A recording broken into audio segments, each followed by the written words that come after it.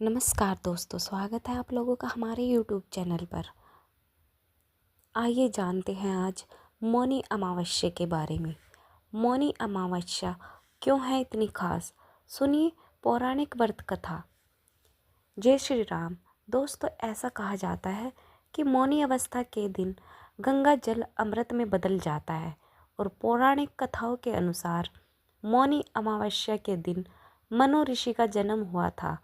इस दिन मौन व्रत कर विधिवत श्री हरि भगवान विष्णु की पूजा अर्चना करने से मुनि पद की प्राप्ति होती है। सनातन धर्म में अमावस्या तिथि का विशेष महत्व है। शास्त्रों के अनुसार जब सूर्य और चंद्रमा के बीच का अंतर शून्य हो जाता है तो अमावस्या तिथि का योग बनता है। धार्मिक मान्यताओं के अनुसार अमावस्या की तिथि भगवान विष्णु को अत्यंत प्रिय है। मौनी अमावस्या पर मौन धारण कर स्नान करने का विधान है। इस दिन पीपल के पेड़ में भगवान विष्णु की विधिवत पूजन भी काफ़ी महत्वपूर्ण माना जाता है। इस साल मौनी अमावस्या 29 जनवरी को है। हालांकि हिंदू पंचांग के अनुसार इस साल मौनी अमावस्या की तिथि की शुरुआत 28 जनवरी की शाम 7:37 पर हो जाएगी। मौनी अमावस्या की ये तिथि अगले दिन 29 जनवरी को शाम 6:05 तक रहेगी। इसलिए मौनी अमावस्या 29 जनवरी को मनाई जाएगी। स्कंदन पुराण में वर्णित एक कथा के अनुसार बिना व्रत कथा पाठ किए किसी भी व्रत को पूर्ण नहीं माना जाता। अगर आप मौनी अमावस्या के दिन व्रत रखते हैं तो इस व्रत कथा को जरूर सुनें। मौनी अमावस्या की व्रत कथा आइए जानते हैं असंभव को भी संभव करने वाली मौनी अमावस्या। व्रत की चमत्कारिक कथा। इस मंगलकारी अद्भुत कथा का आनंद उठाए और अंत तक हमारे साथ बने रहे। भक्तों, पौराणिक कथाओं के अनुसार कांचीपुरम में एक ब्राह्मण अपनी पत्नी धनवती, 7 बेटों और एक बेटी गुणवती के साथ रहा करता था। उस ब्राह्मण का नाम देवस्वामी था। देवस्वामी के 7 बेटों का विवाह हो गया, लेकिन बेटी गुणवती अभी भी कुंवारी थी। इसलिए देवस्वामी ने अपने बड़े बेटे को गुणवती के लिए सुयोग्य वर ढूंढने का कार्य सौंपा। इसी बीच एक दिन एक पंडित ने गुणवती की कुंडली देखी और बताया कि गुणवती के कुंडली में मौजूद दोष के कारण गुणवती विवाह के तुरंत बाद विधवा हो जाएगी। ऐसा सुनकर देवस्वामी के पैरों तले जमीन खिसक गई। घबराते हुए उसने पंडित जी से इस घोर संकट से बचने का उपाय पूछा। तब पंडित जी ने कहा कि सिंहल द्वीप में सोमा नाम की एक धोबिन रहती है। वह विष्णु जी की एक परम भक्त है। उसे यहाँ ले आओ। उसकी पूजा में इतनी शक्ति है कि वह गुणवती को विधवा होने से बचा सकती है। पंडित के कहने पर देवस्वामी का छोटा बेटा और गुणवती स्वयं सोमा को लाने के लिए निकल पड़े। रास्ते में सागर पार करने के बाद थके हारे दोनों भाई बहन एक पेड़ के नीचे आराम करने लगे। उस पेड़ पर एक गिद्ध का घोंसला भी था। उस घोंसले में गिद्ध के बच्चे थे जो गुणवती और उसके भाई की बातों को सुन रहे थे। जब गिद्ध ने अपने बच्चों को खाना खिलाने की कोशिश की तो वह बच्चे खाना खाने से मना करते हुए बोले कि पहले इन इंसानों की मदद कीजिए, तभी हम खाना खाएंगे। अपने बच्चों की जिद मानकर उस गिद्ध ने गुणवती और उसके भाई को सिंहल तक पहुंचा दिया, जहाँ धोबिन सोमा का घर है। अब दोनों भाई बहन सोमा को खुश करने के लिए तरकीबें सोचते रहे। हर सुबह दोनों भाई बहन सोमा को प्रसन्न करने के लिए उसका घर साफ करके घर की लिपापोती करने लगे। जब सोमा ने अपनी बहुओं से इस बारे में पूछा तो उसकी बहुओं ने उससे झूठ बोला कि घर की साफ सफाई बहुएं स्वयं करती है, किंतु सोमा अत्यंत चतुर थी। उसने अगली सुबह जल्दी उठकर गुणवती और उसके भाई को साफ सफाई करते हुए देख लिया। वह दोनों के काम से बहुत ही खुश हुई और सारी बात जानकर दोनों के साथ उनके गांव चलने के लिए तैयार हो गई। चलते समय सोमा ने अपने बहुओं से कहा कि मेरी अनुपस्थिति में यदि किसी का देहांत हो जाए तो उसका दाह संस्कार मत करना, बल्कि मेरे वापस आने की प्रतीक्षा करना।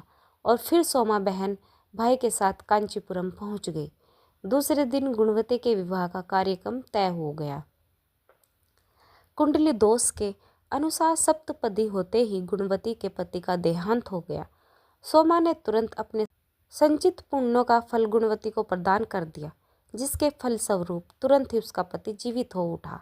सोमा उन्हें आशीर्वाद देकर घर चली गई। उधर गुणवती को पुण्य फल देने से सोमा के पुत्र जमाई तथा पति की मृत्यु हो गई। उस दिन मौनी अमावस्या का दिन था।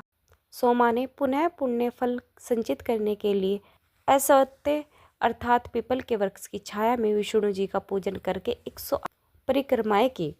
उसके परिवार के मृतक जन जीवित हो उठे और इस प्रकार सोमा को उसकी निस्वार्थ भक्ति का महाफल प्राप्त हुआ।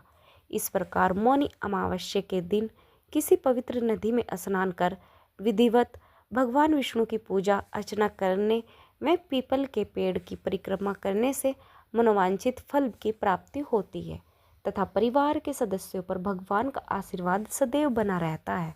निष्काम भाव एवं भक्ति से सेवा का फल मधुर होता है। इस व्रत का यही लक्ष्य है। हम प्रार्थना करते हैं कि श्री विष्णु जी ने जैसे गुणवती और सोमा का कल्याण किया, वैसे ही आप सभी का कल्याण हो। मौनी अमावस्या के दिन मौन व्रत रखकर मन, वाणी और क्रम से पवित्रता बनाए रखना शुभ माना जाता है। इस पौराणिक कथा के अनुसार मौन व्रत रखने से व्यक्ति अपने पापों से मुक्त होकर मोक्ष की ओर अग्रसर होता है। इस दिन गंगा स्नान और दान का विशेष महत्व है। हिंदू धर्मशास्त्रों में अमावस्या तिथि बहुत ही विशेष मानी गई। इसमें भी मौनी अमावस्या बहुत ही पावन मानी गई है। मौनी अमावस्या पर स्नान दान किया जाता है और मौनी अमावस्या पर मौन व्रत भी रखा जाता है। इस दिन साधु संत और अन्य लोग मौन व्रत भी रखते हैं। मौनी अमावस्या पर पितरों के लिए अनुष्ठान किया जाता है। जिन लोगों को अपने पितरों की मृत्यु की तिथि की जानकारी नहीं है, वो इस दिन अपने पितरों का पिंडदान कर सकते हैं। मौनी अमावस्या पर पितरों के पिंडदान और तर्पण से उन्हें मुक्ति मिल जाती है। साथ ही पितर बैकुंठ धाम चले जाते हैं। और मौनी अवस्था का महत्व है। मौनी अमावस्या का महत्व। मौनी अमावस्या पर पितरों के पिंडदान और तर्पण के साथ साथ दान भी किया जाता है। हिंदू धर्मशास्त्रों में मौनी अमावस्या पर दान करने का भी बहुत महत्व बताया है। मान्यताओं के अनुसार मौनी अमावस्या पर स्नान के साथ दान करने से पुण्य फलों की प्राप्ति होती है।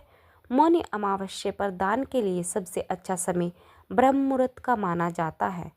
मौनी अमावस्या पर ब्रह्म मुहूर्त सुबह 5:25 पर शुरू होगी। ये मुहूर्त सुबह 6:18 तक रहेगा। मौनी अमावस्या पर व्रत भी किया जाता है। मौनी अमावस्या का व्रत करने से आत्मसंयम, शांति और मोक्ष प्राप्त होता है।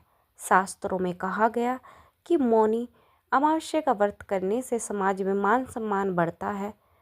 चलिए अब जानते हैं कि इस दिन मौन व्रत क्यों रखा जाता है। मौनी अमावस्या पर मौन व्रत भी रखा जाता है। इस दिन लोग आत्मसंयम और मानसिक शांति के लिए मौन व्रत करते हैं। साधु संत इस दिन मौन व्रत रखते हैं क्योंकि मौन मन को कंट्रोल में रखने और ध्यान में एकाग्रता का सबसे सशक्त माध्यम है। शास्त्रों के अनुसार मौन व्रत से व्यक्ति आध्यात्मिक उन्नति प्राप्त करता है। इस साल की मौनी अमावस्या बहुत ही विशेष है। भगवान सूर्य इस समय मकर राशि में प्रवेश कर रहे हैं।